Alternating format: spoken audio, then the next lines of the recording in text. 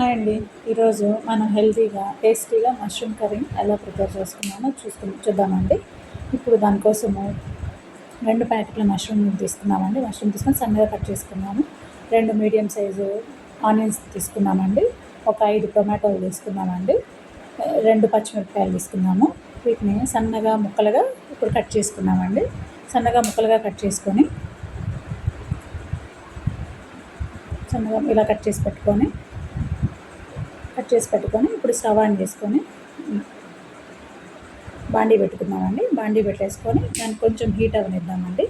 కొంచెం హీట్ అయినాక దానికి సరిపడంత ఆయిల్ యాడ్ చేసుకున్నామండి. ఇప్పుడు ఆయిల్ యాడ్ చేసుకొని కొంచెం ఆయిల్ హీట్ అవనిద్దామండి.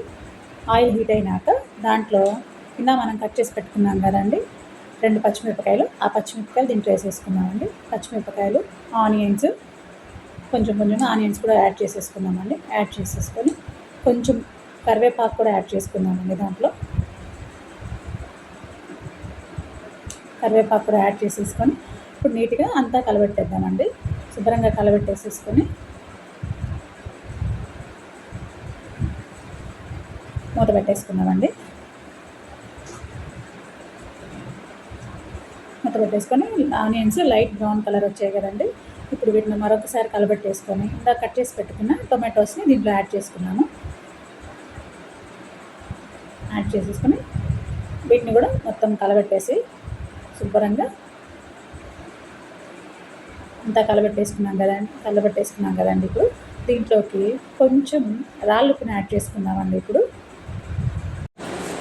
మూత పెట్టేసుకున్నాం కదండి. మూత పెట్టేసుకొని 2 నిమిషాలు అయిన తర్వాత ఇప్పుడు మూత తీసి మరొకసారి కలబెట్టేసుకున్నామండి. ఆనియన్స్ చూసారా, ఆనియన్స్ టొమాటోస్ బాగా మగ్గాయి. ఇప్పుడు దీంట్లో కొంచెం రాళ్ళుప్పు యాడ్ చేసుకుందామండి.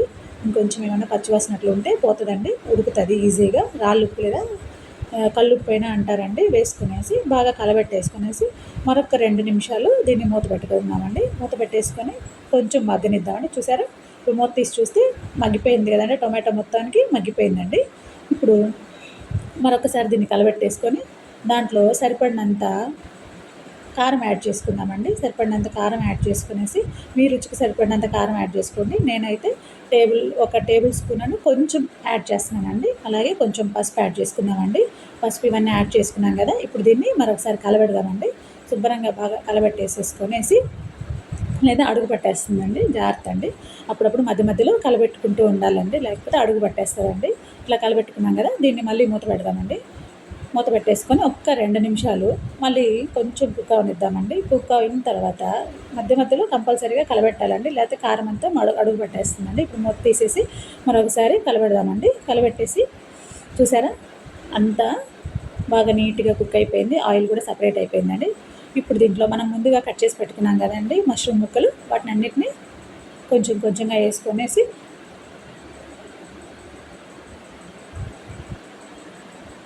కొంచెంగా వేసేసుకున్నాం కదండి. ఇప్పుడు దీన్ని గరిటె పెట్టేసి శుభ్రంగా కింద అంతా గ్రేవీ ఉంది కదండి, అదంతా కలిసేటట్లుగా ఇప్పుడు మష్రూమ్ ముక్కలన్నిటినీ నీట్గా కలబెట్టుకున్నామండి.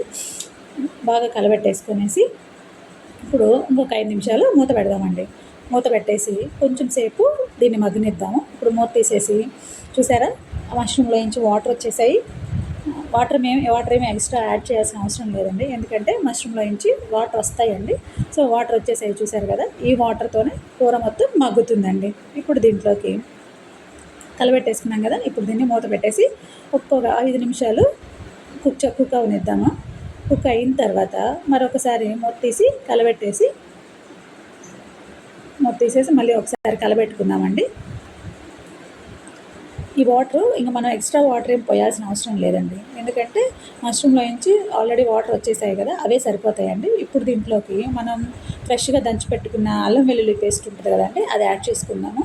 అది యాడ్ చేసుకుని దాన్ని వెంటనే ఏం కలబెట్టకండి. కలబెడితే అది గడ్డలుగా అట్లాగే కర్రీలో ఉండిపోతుంది కొన్నిసార్లు. అందుకనేసి మూత పెట్టేసి ఒక 5 నిమిషాలు అట్లాగే వదిలేసేయండి. వదిలేసేయిన తర్వాత అది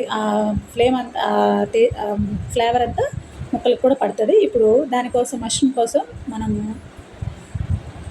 కర్రీ కోసం ఇప్పుడు మసాలా తయారు చేసుకున్నామండి. దానికోసం ఒక మిక్సీ జార్ తీసుకొని దాంట్లో కొంచెం జీడిపప్పు, కొంచెం ఎండు కొబ్బరి యాడ్ చేసుకున్నాము. కొంచెం ఎండు కొబ్బరి, ఒక యాలుక్కాయి, ఒక యాలక్కాయ కూడా యాడ్ చేసేసుకొని కొంచెము 4 మిరియాలు యాడ్ చేసుకున్నాము. కొంచెం గసగసాలు కూడా యాడ్ చేసుకుందామండి. తర్వాత కొంచెం ధనియాల పొడి అండి, వేయించుకొని పొడి చేసుకున్న ధనియాల పొడిని కూడా ఒక టేబుల్న్నర అంటే 1½ టేబుల్ స్పూన్ యాడ్ చేసుకొని దీన్ని ఇప్పుడు మెత్తగా మిక్సీ పట్టేసుకుందామండి.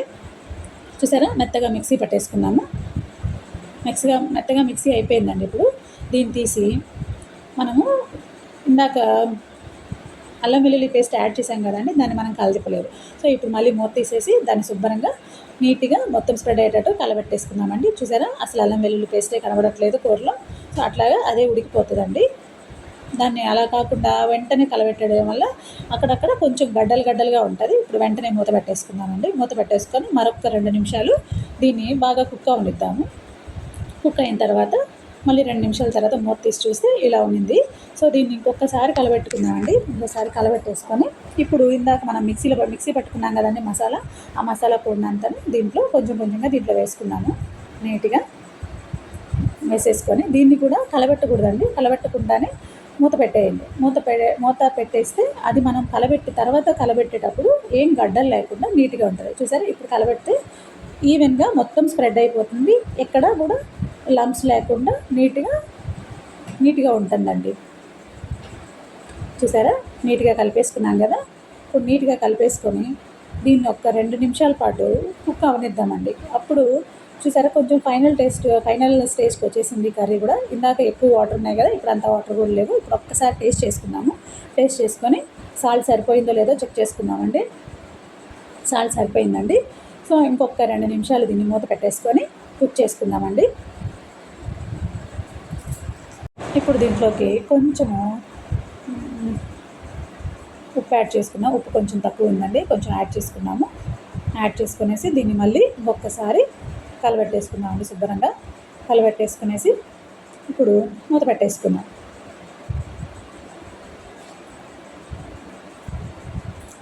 మూత పెట్టుకున్న తర్వాత మరొక 2 నిమిషాలు దీన్ని ఉడకనిద్దామండి. ఇప్పుడు మూత తీసేసి కొంచెం కొత్తిమీర ఉంటుంది కదండి, సన్నగా కట్ చేసి పెట్టుకున్న కొత్తిమీరని కొంచెం యాడ్ చేసుకున్నాము. కొంచెం యాడ్ చేసేసుకొని దీన్ని కూడా కలబెట్టకుండా అట్లాగే ఉంచేసేయండి. ఒక 2 నిమిషాల తర్వాత మళ్ళీ దీన్ని తీసి కలబెడితే దాని ఫ్లేవర్ అంతా కూరకి బాగా పడుతుందండి. అది కూడా కుక్ అవుతుంది. సో చూసారా, ఆయిల్ అంతా కొంచెం స్ప్రెడ్ అవుతుంది, బయటకు వచ్చేస్తుంది. అంటే కూర ఫైనల్ స్టేజ్కి వచ్చేసిందండి. ఇప్పుడు దీన్ని ఇంకొకసారి కలబెట్టేసుకొని జాగ్రత్తగా కలబెట్టేసుకోవాలండి. ఆ మధ్యలో చెక్ చేసుకుంటూ ఉండాలి, లేకపోతే ఏమవుతుందంటే అడుగు పట్టేస్తుందండి. ఎందుకంటే కూర అంతా ఆల్రెడీ కుక్ అయిపోయింది, అందుకనే మధ్యలో చెక్ చేసుకోవాలండి, లేకపోతే మాడిపోతుందండి. సో ఇలా చెక్ చేసుకున్నాం కదా, శుభ్రంగా చెక్ చేసుకునేసి బాగా కలబెట్టేసుకున్నామండి. ఇంతే అండి. ఇంకా ఫైనల్గా మష్రూమ్ కర్రీ రెడీ అయిపోయిందని ఇంకొకసారి మూత పెట్టేసుకొని ఒక 2 నిమిషాలు దీన్ని కొంచెం మగ్గనిద్దామండి. ఇప్పుడు మగ్గిన తర్వాత ఫైనల్గా మష్రూమ్ అసలు ఎలా ఉడికిందో చూద్దామా, ఒకసారి మీకు చూపిస్తాను రండి. మష్రూమ్ ఎట్లా ఉడికిందంటే, ఇప్పుడు ఈ ముక్కని కట్ చేస్తే ముక్క ఉడికిందా లేదా మనకు అర్థమైపోతుంది వెంటనే. సో ఒక చిన్న ముక్క తీసుకునేసి ఒక స్పూన్ తీసుకొని దాన్ని ఇట్లా మధ్యలోకి గుచ్చండి. కాలుతుంది కదా, మనం చేత్తో ఏం టచ్ చేయలేమండి. అందుకని ఒక స్పూన్ తీసుకొని ఇట్లా గుచ్చండి, మీకు వెంటనే అర్థమైపోతుంది అది ఉడికిందా లేదా అని అర్థమైపోతుంది. చూసారా, మష్రూమ్ ఉడికిపోయింది. మష్రూమ్ నీట్గా ఉడికిపోయిందండి. ఇప్పుడు మరొకసారి కలబెట్టేసుకొనేసి కర్రీని నీట్గా చూసారా ఎంత కలర్ఫుల్గా ఉందో కర్రీ. సో దీన్ని ఇంకొకసారి కలబెట్టేసుకునేసి మూత పెట్టేసుకుంటే అయిపోతుందండి. అంతే, సింపుల్ అండి, ఈజీ అండి మష్రూమ్ కర్రీ. చాలా హెల్తీ బెనిఫిట్స్ కూడా ఉన్నాయండి మష్రూమ్ తినడం వల్ల. తప్పకుండా ఒకసారి ట్రై చేసి చూడండి, చాలా బాగుంటుంది, మీకు నచ్చుతుందండి. ఓకే అండి, బాయ్ అండి.